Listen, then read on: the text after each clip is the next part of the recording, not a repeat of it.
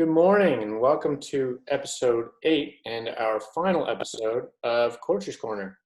I'm Alex Spraggs, race director of the Meraloma Bike Club, and with me as always is Paul Moffatt, owner of Velosophy.ca and cycling coach of the Meraloma Bike Club. How are you doing this morning, Paul? I'm doing great, thanks, Alex. Enjoying being inside on this miserable day. Yeah, we've had a couple rainy ones in a row now. Yeah. Yeah, I think it's going to get nice. This weekend should be nice. So hopefully our riders are able to go out on nice, beautiful, sunny rides this weekend. Awesome. You guys got something big planned? I think we're going to be doing the Richmond Loop, but don't quote me on it. We'll see. Oh, right on. Sprint to Iona, I hope. Oh yeah, definitely some sprinting to Iona. So this week on the podcast, we don't have a guest, but we wanted to follow up on a question that Jacqueline had last week that we didn't have the chance to get to because for time. And it's really mainly focused around being comfortable on the bike, which is a really important issue on biking, particularly long distances, is that small issues can turn into big ones. And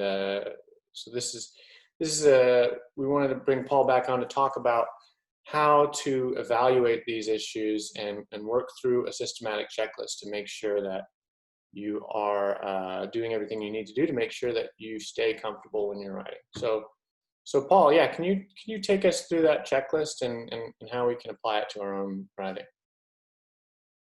Absolutely. Having a checklist is a really good thing because it just helps to narrow down the causes and basically eliminate things that might be benign and not really contributing to whatever you're experiencing. Comes from having a standard operating procedure. Like they say, if you go to the hospital, your chances of survival are better if you go see a nurse because they have a checklist that they go through from one all the way through to the bottom. And it just eliminates non-contributing factors and narrows down your field of view so you can really allocate what the issue is. So for us, we're going to look at about 4 objective measures. One will be the mechanical component, I guess. So the other thing is to talk about what the issue was for Jacqueline, because it will help us reveal how the checklist works. So Jacqueline was talking about having toe cramps on really big rides. So her 200K rides or anything where she's putting long hours in the saddle.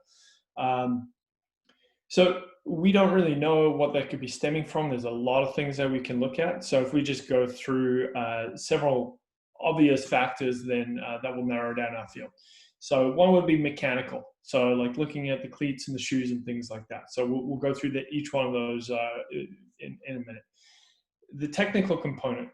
So like, what is a pedal stroke looking like? What is how's she riding? Is there a particular way that she's riding in that's overcoming even the mechanical factors that we're looking at before? What's the training schedule like? Is there something simple like just over fatigue? That can be a very easy one to fix. Or what are the days leading up to those big rides looking like? So training is another one. And then physiological factors. Now that's looking at like fluid and hydration during the bike, nutrition, or even just your pacing strategy. Things like that will definitely contribute to discomfort or injuries that you may be experiencing on your bike. And then sort of a fifth one that would be physiological, but it's always good to tie into on its own because it's such a big field, is prior injury history. So, and in fact, I would probably start with that one because it's the most obvious one where if you have those injuries years ago or just not experience any present pain in those places, they may not affect any other parts of your life. Generally speaking, you're not affected by them at all. You're healed.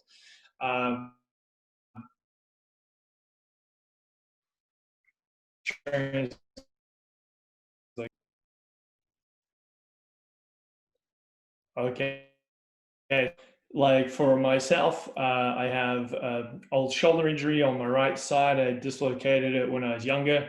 And although I did all the rehab I needed to, and it doesn't limit me doing bench presses, push-ups, or shoulder presses, when I'm getting extremely fatigued, that old injury is my weak link. It will come back. That side of my shoulder gets fatigued first, it gets tired, etc., etc. So it can be as simple as finding that one and doing a little bit of work there, going back to your old rehab strategy that you were using before, doing some stretches and exercises and getting those areas loaded up.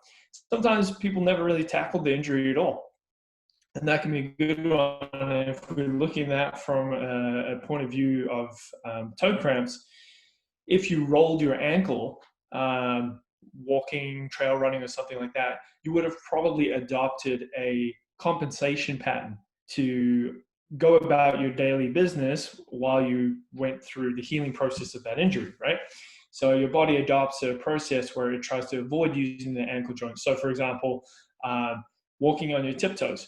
Now, you'd never want to do that for long periods of time because that's going to tighten up your calf muscles, so you could experience calf issues later on down the line if that was a long-term strategy that you adopted to protect your ankle, and it would cause extra loading at the toe. So you may have changed how you utilize your feet when you're walking or running by having a compensation technique like that for a long period of time. And that could be playing into Jacqueline's pedaling technique there, is she could still be adopting a technique like that if that was the side that she injured many years ago. Now, let's say that's not an issue. So then let's go through our checklist. Okay. So number one, the mechanical side of things. So very simply, cleats. How are your cleats positioned? So we talked to Jacqueline last week, and she said that she put her cleats on herself, which is normal for most of us to do. Now, based on her body, she might have needed to tweak her cleats slightly. So that's where having a physio fit you, or just having an experienced bike fitter have a look at how you're moving on the bike, and maybe even testing your flexibility, looking at like how your feet normally sit. Do they sway in, or you have a slight pronation or supination on your feet? That might dictate how your cleats are going to go. We know how they're meant to be optimally, and we're all looking for optimal performance and like best power transfer. But based on your physiology, based on how your body mechanics work, you may not be able to comfortably put your foot in those positions to get optimal power transfer. You may need to adjust your cleats to get the most out of them because you're forcing your body into a position it can't handle.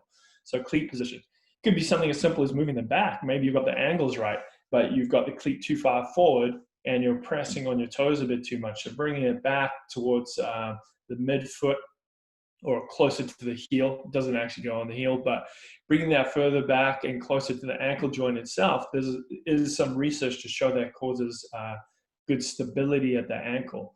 So cleat position is a really good one. The shoes themselves, if your feet are all bunched up, your toes are not going to be spread out and flat on the shoe. So how narrow or wide are the front of your shoes?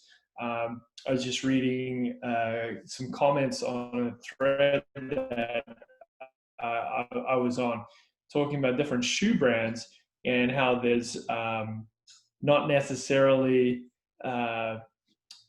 accuracy amongst the sizing across different brands. So you might be a 42.5 euro on one brand and a 43.5 or a 43 in a different brand. So getting your feet fit properly is obviously a good one. So, and a lot of those issues can be solved by a bike fit as well. So having a good bike fitter, they can look at your cleats, they can have a look at your shoes and things like that, help you solve those problems. And then simply just have a look how you're seated on the bike. You know, it could be as simple as maybe your seat height is a little bit too high and you're having to lean forward a little bit more because the height of the seat is forcing you that way into a more comfortable position that's forward, and hence you're kind of towing down and pushing on your toes a bit more than you should. So these are just stuff that come off the top of my head, right? So if you've done the mechanical checklist and you cross all those off, there are not any of the issues. The next one is simply, are you putting those feet straight down? You're definitely putting a lot of force downwards. If you think about how the pedal works and how your foot sits on it, if you're pushing down, that pedal is pushing back on your toes. So the force is going right through there. So if I wanted to take some of the pressure out, I would probably focus on a sliding pattern where the force is distributed towards the heel, and maybe a lifting pattern where I'm literally lifting visualizing my feet coming away from the pedal or away from the shoe. So I'm lifting force out of the toe and putting it and distributing it throughout the shoe rather than in just one direction. So we can talk about training and how to work your pedal stroke in that one. So just think for a second, are you pedaling squares? Are you pedaling circles? Are you predominantly a pusher, or do you have some kind of pulling technique in there? So if you are a pusher, that could be an easy fix for you really quickly. So then training. So you can see some of these checklists have a lot of crossover. So if we're talking about training and training pedal technique, we could combine that with your recovery days. So let's say we were talking about Jacqueline specifically. She's leading up to a big 200K ride, and she knew that she was probably going to cramp.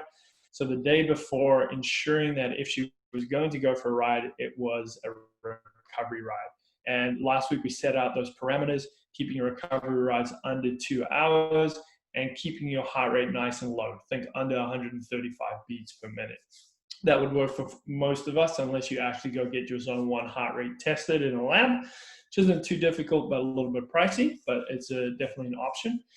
So on that day, keeping everything nice and light, and then trying to retrain your pedal stroke. So as long as you operate within those parameters, you could do some slow cadence work. So one of my favorite things to do, and I've put Alex through this a few times, send him out to Iona, working on the flats, and then just practicing very, very slow pedal strokes. So actually using a very, very heavy gear that you pull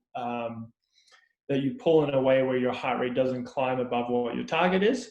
But by slowing down the pedal rate, he can feel every component of that pedal stroke. It's very easy to feel the downstroke when it's slow. It's very easy to pull when it's coming back.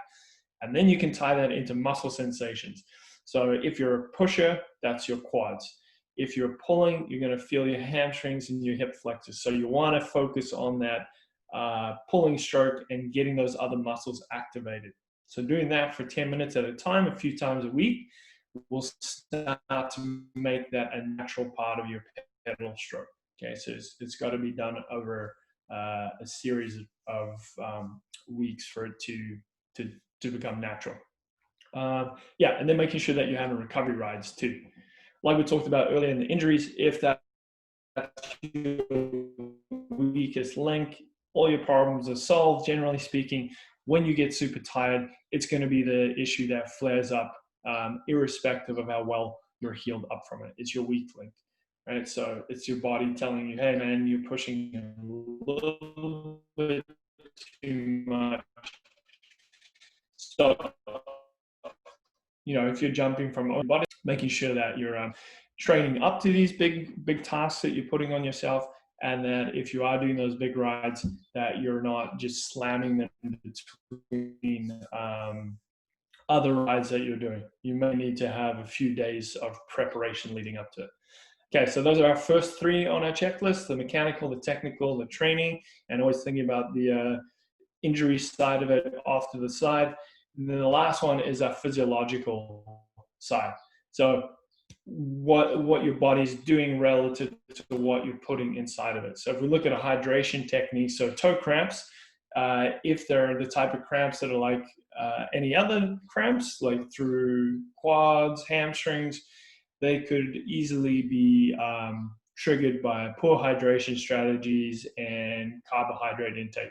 So talking to Jacqueline last week, she was saying that she would go for well over 100K rides, which is several hours, and she wouldn't even finish 2 bottles of water. In my own personal riding, if I'm going for a 3-hour ride, I have to consume 2 full large bottles within 3 hours. So each hour to my hydration strategy to make sure that I'm fully hydrated for that ride. So If it was an 8-hour ride, I'd have to divide that by 1.5, and that would give me my ratio. So it's at least 5 bottles of fluid. Whether that has drink mix in it or just has water, that's totally up to the person. You'd need to experiment with that.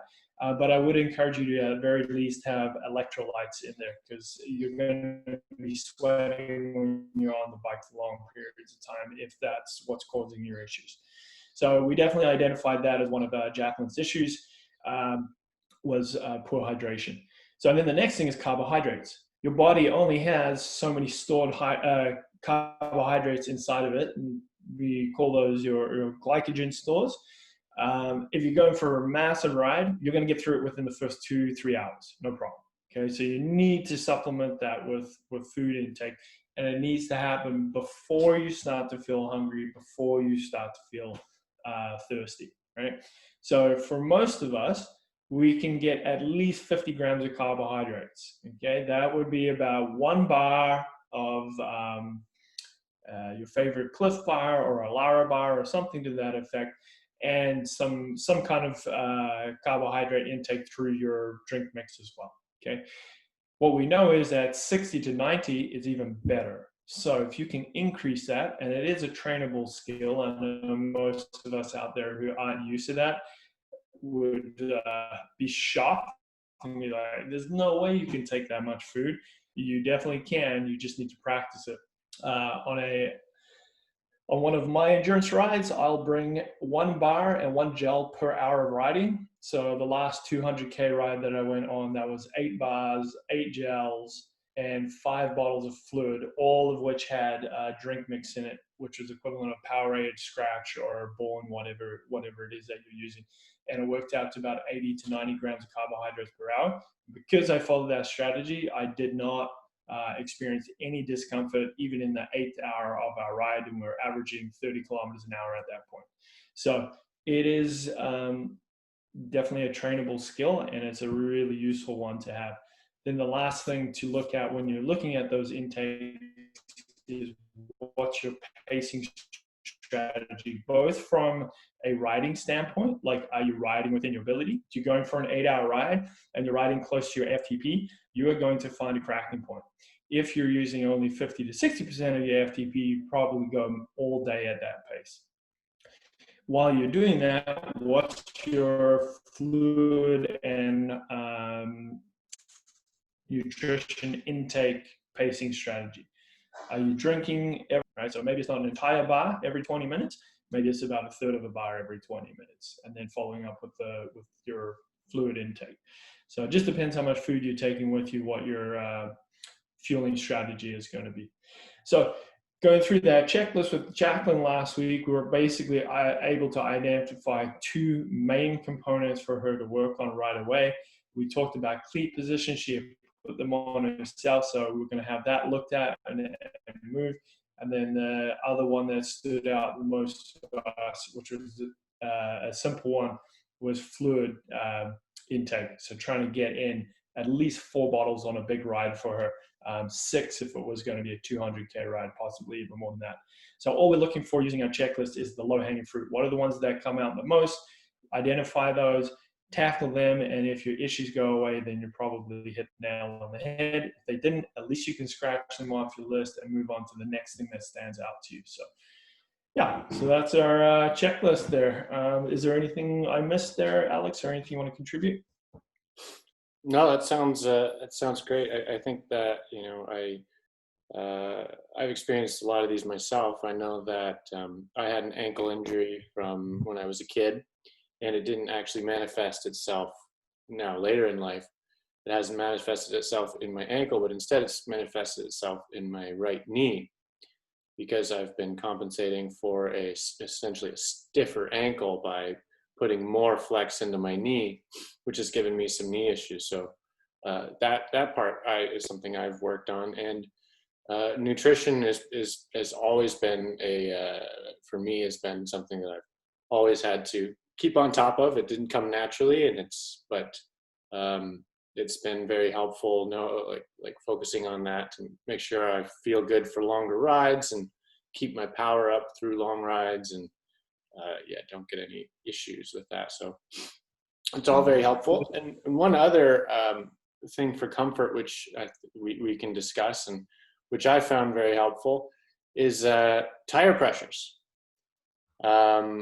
particularly for long rides.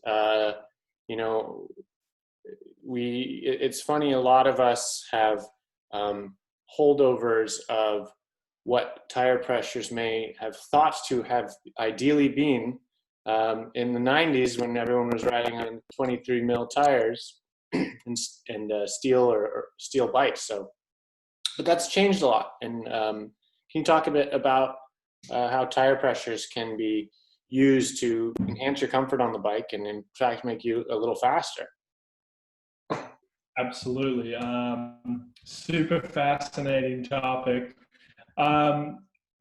First of all, there's a great resource, a brand called Silca, Silca. They make a lot of great tools, including track pumps.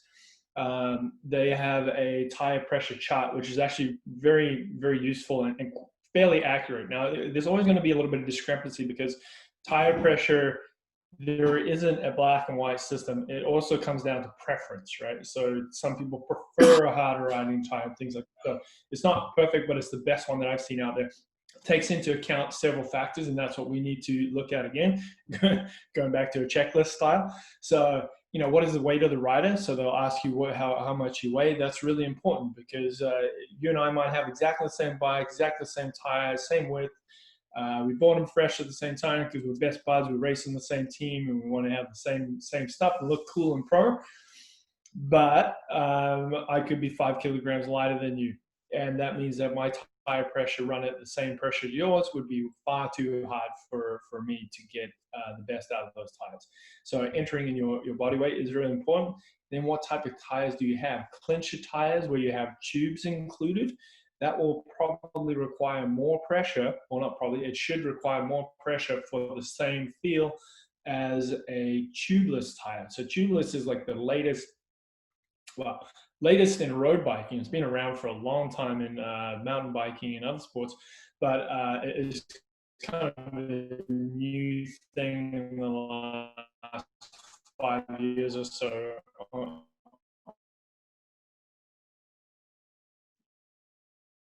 It's super useful, removes the tube, allows you to run south. Second, Alex, are we still good? Okay, getting back to tubeless, sorry, we cut out there for a second. So removing the tube itself has created a lot of really cool dynamics. You can run a lot lower pressures because now there's simply more air between the rim and the tire itself. It eliminates a lot of punctures that would be caused by pinch flats, so when you go through a pothole. So those are unique. And the main thing with tubeless tires is, for me anyway, is it improves the handling and the comfort of your ride. So without losing any speed, I can run those tires a lot softer than a traditional clincher and tube setup, which means that, now it sounds counterintuitive that running your tires softer, but what we found is that it deflects the road much, much better. So so we talked about type of tires, the rider weight, and then your tire width as well is really important. So the wider your tire gets, the softer you run it, okay? So let's look at what's typically run on road bikes these days. So if you're fortunate enough to have a more recent road bike and it's run with a tubeless setup, you're probably riding a 25 millimeter or a 28 millimeter tire. I really like 28s, and it doesn't sound that different, but a 25 and a 28 millimeter tire are significantly different, where you can run them about 10 psi different, which is quite a bit. So right now, I'm running 28 millimeter Continental GP 5000s on my road bike, and I am about 80 kilograms, and I have about 60, if I want to run them fast and a little bit hard, I run them with about 65 psi in the front and 68 at the back. If I'm doing a longer ride, I'll probably run the back closer to 60 on the dot, and the front I'll run about 56 to 58 psi. Now, I always run my back a little bit heavier because that's where all my weight is. Right? I'm really sitting in the saddle. Most of my weight's on the top of that. Having the front wheel run a little bit softer will really increase the comfort a lot, because that's where the vibration is coming directly into your hands, into your shoulders, and into your neck. It's where you're going to feel it the most. So don't run your front tires too hard. An easy way to know whether your tires are being run too hard is if you feel like you're getting bounced all the time and you really feel the road vibration. So you want to find that sweet spot. And again, it comes down to preference. Initially, when you first go to riding either tubeless or riding your clincher tires a little bit softer, you're going to think that you're having a flat tire. There's definitely a squish factor to it, but that's a good thing. So what we learned so going back to what you said in the 90s, when everyone was running 23 millimeter tires and you ran the pressure to the maximum limit that the manufacturer wrote on the sidewall, which is usually like 120 to 130 PSI. Now, to be honest with you, that hasn't changed that recently. 6 years ago, I was doing the Fondo and I was putting 130 PSI in a 23 millimeter Schwalbe Pro 1. That is ridiculously hard, because then we thought that harder tires prevented punctures and they rolled faster. But what we know now is that a hard tire, in the right circumstance, a thin hard tire is faster when it's perfectly round, like a manicured track. Okay, not even Burnaby track is that perfect. I would run my tires a little softer at that track even. But if the rolling surface that you're on is absolutely perfect, absolutely flat, there's no bumps or deteriorations in it at all, then yes, that old school mentality is correct. But what we know now, if you look at how tarmac is made, it's made with tiny little stones, and it's porous. It's got little holes all over it. They might be minute, but what happens is it deflects the tire. Essentially, you're creating little bounces in the tire as you go. So what we know about really hard tires is actually getting bounced off the road more. So when you're putting down the power, it's getting lost through bouncing. So by deflecting the tire a little bit and deflating it, by deflating the tire a little bit, it's sinking into the road and you're getting a better grip when you're pedaling. So it's essentially pulling you through the road much better, and there's less loss of your own power when you run your tires quite a bit softer. There is a limit to how soft you can ride it, and I would say you're starting to run them too soft when you notice two things. One, pedaling is inherently a bouncy activity, okay? But running your tires just hard enough that you feel the resistance, you don't feel that bounce. But if you run them too soft, you can feel a significant bounce, and that's where you get that sensation of, oh, my tires are flat. So when you get to that point where you actually feel a significant deflection and you're going up and down, they might be too soft. And at that point, your tires are probably going to be slowing you down. The second thing you'll notice is that when you're cornering, it feels like if you're cornering to the left, it feels like it wants to pull you to the right, because you essentially want to stay on the path that they're on. So when they're run too soft, your bike wants to go one way and your tires want to go the other way. And we want them to move together, obviously. So there is a bit of a sweet spot there for sure. Yeah. Is there anything else you can think of that we can chat about that point, Alex? I've been yabbering on for minutes at a time here. No, that's great. In terms of my practice, when I'm trying to be super fast, I will run what the Silca recommendations are, and I'll put a link to the Silca page in the notes to this episode, so people have it in short access. But when I go out on longer rides, I'll drop that about 4 or 5 psi for both the front and rear wheel, just because it's more comfortable, and your tires are the main. For a rigid road bike, your tires are the main source of suspension in your bike. So you can really tweak that suspension with the tire pressure. And I only run hard tires at the track. And even then, like you said, the Burnaby track isn't that smooth. So it's not super hard, but it's a lot harder than it would be for my road bike. Yeah. Like the pavement out here is never ideal. So you always want to have some suspension component in your bike so that you're not bouncing up and down. And yeah, I read something about how it's hard. One way to imagine it is all of that shaking, all of that vibration, that causes, all of this energy loss into your body essentially. So the pedal, which you're trying to turn into forward momentum, when the bike is shaking, gets lost as friction and energy loss in your own body. So that vibration that you're feeling, which will actually, one of the other things you'll notice if you start running tires softer than usual, is you'll feel like you're going slower. It's a sensation of going slower because you're feeling smoother. Whereas with really hard tires, when you're vibrating, you feel like you're going fast because you can feel every bump in the road. So that is one thing that kind of keep in mind. A lot of people, that's another reason why people were running really hard tires, is because it felt faster. There was this real feeling of speed, but it wasn't actually borne out by the actual speed of the bike, which I think is pretty interesting. Yeah, it's an interesting topic, right? We could argue back and forth all day. But there's real world testing and there's lab testing. And most of the research initially was done in the lab. So yeah, in a lab we have a perfectly smooth drum. So they used to test tires on a steel drum with no what do you call it? No bumps or anything on it. Yeah. No deterioration on that whatsoever, and just go around in a circle forever. So it's perfect testing conditions for a smooth, hard tire, right? But like you said, when we go outside and there's inherently we're lucky if we find a road that's perfectly new tire sealed, and it's like a new tire seal road. There's nothing like it. I think we can all agree on that. It feels super fast, right? But we don't have that everywhere we ride. So, and you are getting deflected.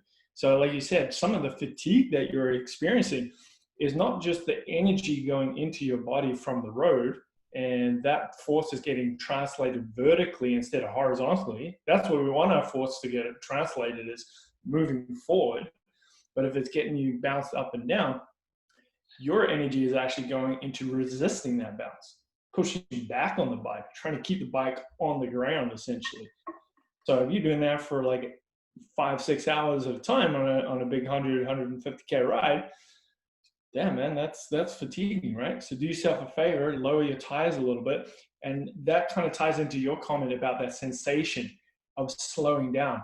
It's not that you're slowing down, it means that you're gripping the road. So if you're gripping the road and you're in contact with the road more of the time, now your force is getting translated horizontally instead of vertically. And that's the most important thing when we're thinking about it. Another thing we didn't really talk about yet is adventure bikes and gravel bikes. We only looked at the roadside.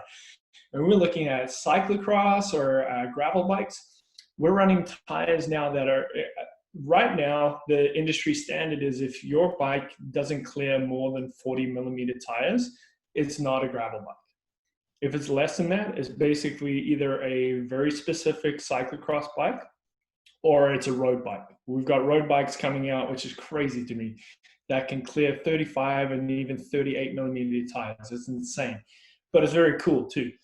But anyway, so looking at the gravel side of things, if you're running a tire that's more than 40 millimeters, and someone my size, 80 kilograms, which I'm not considered a light rider by my peers, I can ride those tires at 40 PSI. And I ride them at 40 PSI when I'm riding to the trails from my house. In other words, I'm incorporating some road riding.